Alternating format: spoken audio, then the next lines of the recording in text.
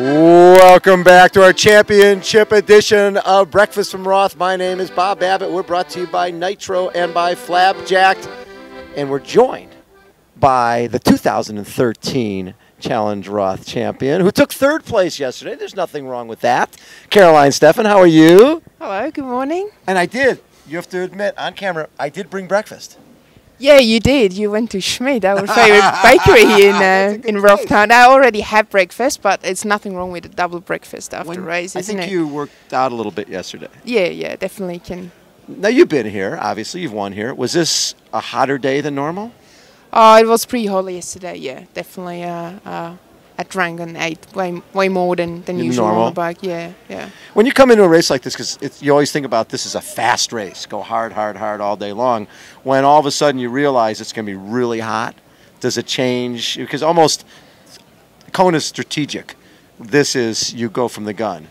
Was it more strategic yesterday because of that? I definitely have to change my plan in the middle of the race. Yeah. I was really hoping for going hard and fast. And, you know, everyone just want to race Sure.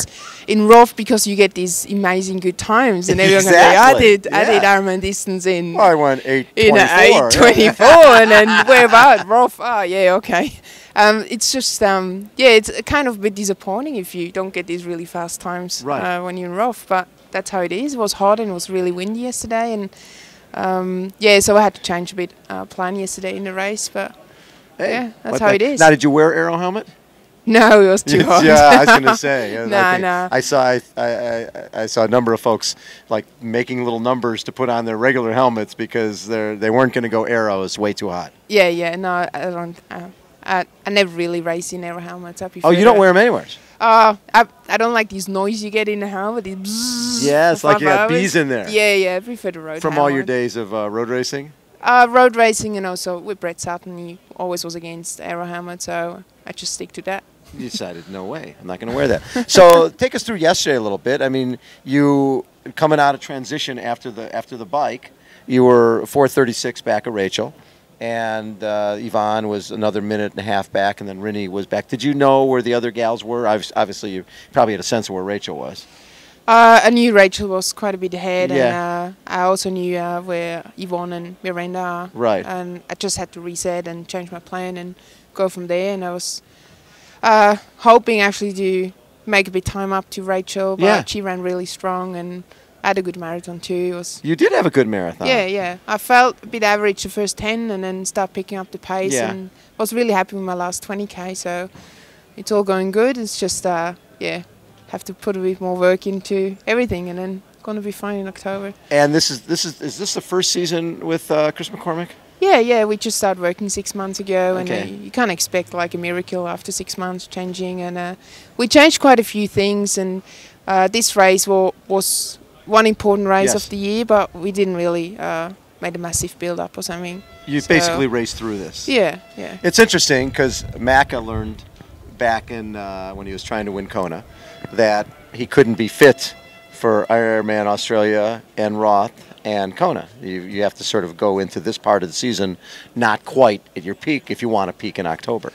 Yeah, so we did a massive block before Melbourne, and we just cut the workout a bit back to keep my mind fresh for another big block who's coming up for getting ready for Kona. So he doesn't want me to see too tired in July already.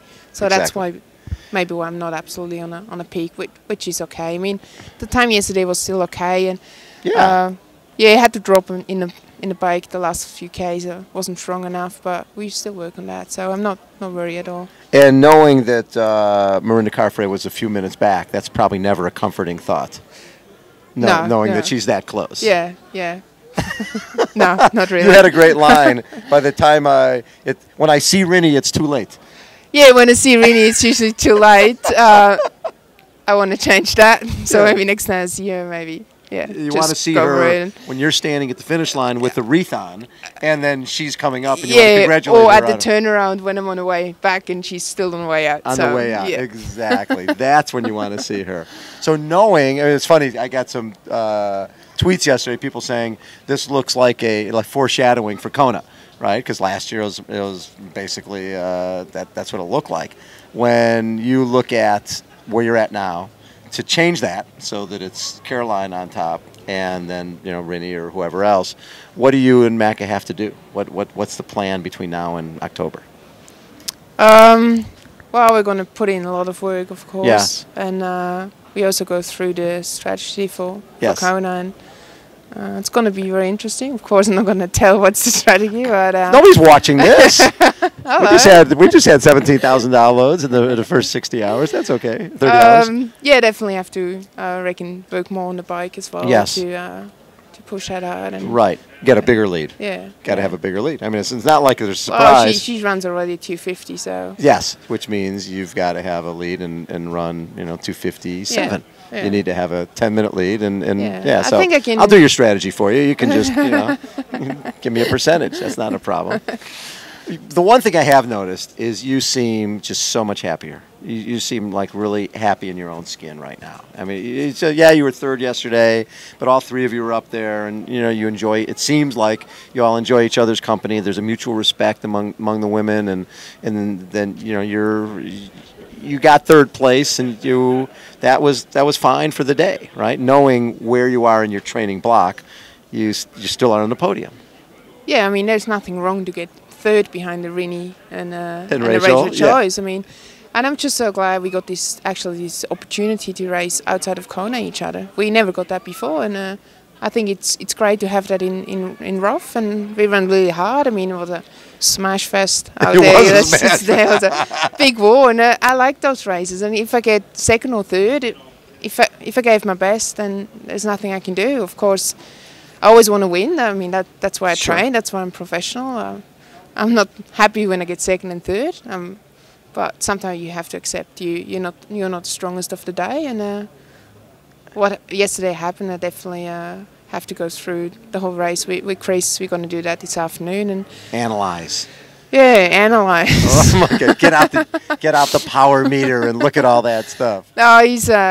I mean, it was great to have him out there yesterday, and he watched me racing, and he saw a few things. He told me already this morning we can improve and change, and stuff I never really thought about. And he's coming up with like, oh, that's interesting. So it's just great to work with him and get all this his feedback and support.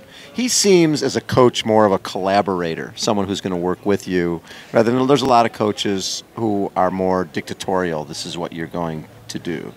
Do you see that in Chris? That he's you know, like where he's going to work with you rather than tell you? Yeah, I mean, when we start working together, he asked me what sessions you like, what session do you think improve you, and which sessions do you think they're not really good for you. And that's where we started working together. So he gets my feedback, and he sets the program as well of what I think, and we work together. He's not the coach, and I'm just the athlete. So we more like a team, yeah. And I mean, it's great to have your coach with you in the pool and on the bike, and going for a long run together. It's just it's different, and really appreciate. So will you be going to Tanyapura and doing some workouts there, going to his camps? No, I'm not going to be in Tanyapura this year. I'm going to go to Hawaii for camp, 2 or 3 weeks to train on a course. And you mentioned that the other day, that you would go to Kona and almost not like the place because it's pretty brutal. And if you look at the people over the years, Macca didn't have success, Mark Allen didn't have success until they came to grips with the island and became, sort of learn to love the island. Yeah. And that seems like the phase you're in right now, learning to love the island. Well, the last couple of years, every single time I left the island, and I was kind of a bit disappointed. So every single time I go back, I had this bad experience still in my mind, and we tried to change that. So that's why I went back in April, had 2 weeks of kind of holidays, and I trained on the course, of course, but just whatever I felt like. Feel like a run, I go for a run. If not, I go just for snorkeling. So I really start to actually love this place. You became a Hawaiian. A tiny little bit. Catching up with locals, go for the swim in the morning. I really got the drink with the umbrella in it. Yeah. Of course, some drinks and go for coffee. Go to Lava Java. Go hang out. Yeah. No, it was a really nice time, and I started to enjoy the place, and it was good. What's special about Roth? I mean, people who are watching, they look at it. There's races and there's races, but here. What I love about it is just, as I was saying to Rachel earlier, you don't see it a race like Kona where on Thursday you guys are going to be wearing lederhosen and drinking beer and hanging out, right? Because it's like it's a battleground. Here, I just feel like there is a family atmosphere, even among the pros. That best person's going to win on the day, but we can still hang out. Yeah, it's very relaxed. It's very relaxed. I mean, pretty much the whole week leading up, it's not that much pressure on the one you get in Hawaii. And for me, it's also very special because I'm from Europe, and that's my only race I have in Europe. And I also can see my family. Now, how many family members were here? My mom and dad was here yesterday and watched the race. And I mean, I saw them last year. Yes. So for me, it's always special to race where my family can actually watch. Did they get on different parts of the course to check you out? Yeah, my mom was on the bike course. She made shortcuts and make sure she saw me twice each lap, and she was on the run course as well. And then you start looking forward to that, like where she's going to be? Yeah, it was pretty funny. I saw my mom last time in last November. She came over to Australia just quick. It's not like when you leave home, you leave home. It's not like you can come back and forth because it's such a long flight. Well, it's a pretty long way from Australia.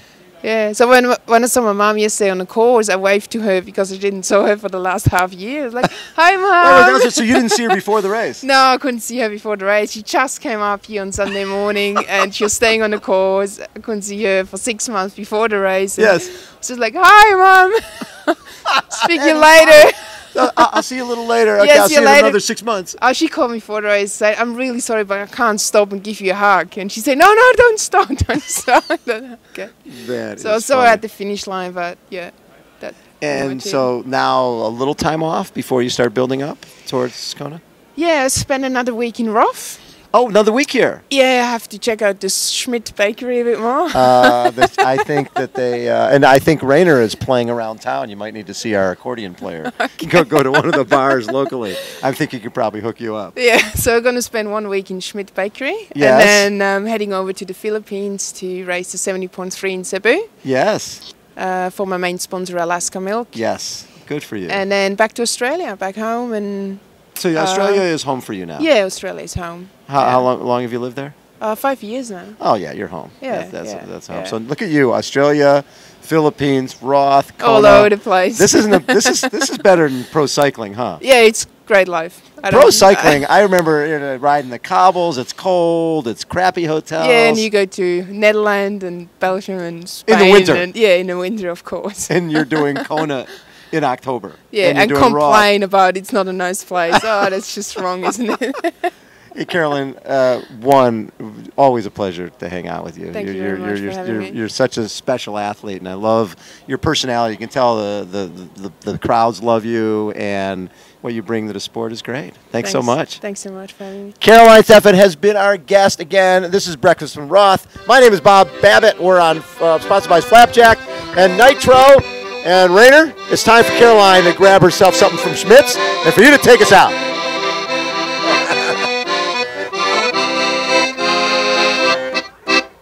Thank you, Rainer.